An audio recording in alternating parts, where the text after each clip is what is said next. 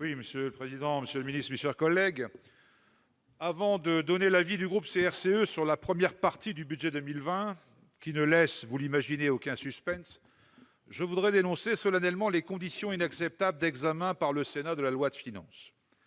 Ce n'est pas tant le nombre des amendements qui pose le plus gros problème, même si cette inflation devrait nous amener à réfléchir à nos méthodes de travail. Mes chers collègues, avec ce débat de première partie, nous venons d'inaugurer la méthode d'examen d'un budget à la découpe. On peut comprendre l'appel en priorité de certains articles, mais quand cette méthode devient systématique, elle pose problème pour la qualité du travail législatif mené. Ajoutons à cela l'arrivée inopinée de dizaines d'amendements du gouvernement que la commission des finances n'a pas eu le temps d'examiner. Il nous faut dès lors statuer sur le seul avis de notre rapporteur général, qui subit, comme nous tous, cette anarchie. Trop souvent, chacune et chacun d'entre nous a le sentiment que l'organisation des débats de notre Assemblée dépend essentiellement de l'agenda des ministres.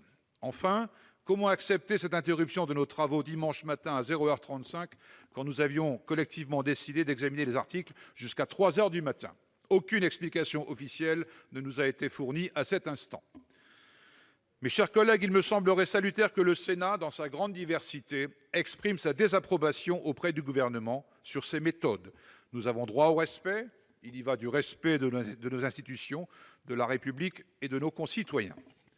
Mes chers collègues, au fil des années, nous perdons le sens du débat budgétaire et nous constatons d'année en année l'affaiblissement progressif de l'intervention du Parlement. C'est une question démocratique majeure. Sur le fond, le gouvernement a donc mis en avant la baisse de l'impôt sur le revenu. Bien entendu, la TVA, impôt qui pèse quasiment 2 fois plus lourd, 130 milliards, n'est pas remise en cause, de près ou de loin. Et sur ce point, la majorité sénatoriale est pleinement d'accord avec le gouvernement. Notre proposition de réduire la TVA sur les produits de première nécessité et parallèlement de la renforcer sur les produits de luxe a été balayée d'un revers de main. Le gouvernement, bien entendu, a maintenu l'abrogation de l'ISF. Il fait ainsi fi de l'exigence partagée par une immense majorité de nos concitoyens, plus de 70% favorables à une imposition des grandes fortunes qui se porte on ne peut mieux. Nos compatriotes, mais c'est aussi un constat dans de nombreux pays en ébullition dans le monde, ne supportent plus ces inégalités croissantes. Insupportable, cette concentration de la richesse du monde dans les mains de quelques dizaines d'individus, dirigeants de ces super multinationales qui ont pour objectif ultime, ni plus ni moins, de diriger le monde.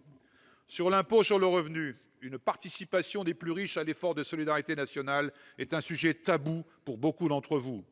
De même pour le refus de supprimer la flat tax ou le PFU ou rétablir pleinement l'exit tax. La collectivité, par l'austérité qui réduit les services publics à une portion congrue et le rétrécissement de droits sociaux fondamentaux comme les retraites. La taxe d'habitation est un bon exemple de la stratégie de ce gouvernement. En étranglant financièrement les communes, vous entendez les mettre au pas, les pousser à la contractualisation qui débouchera fatalement sur la déchéance du service public et la perte d'autonomie financière des collectivités. Sur le plan de l'écologie et de la transition énergétique, qui a occupé une partie importante de nos débats, comment ne pas constater le décalage entre les intentions affichées et la faiblesse des moyens mobilisés? Vous l'avez compris, mes chers collègues, notre groupe votera contre cette première partie du PLF 2020.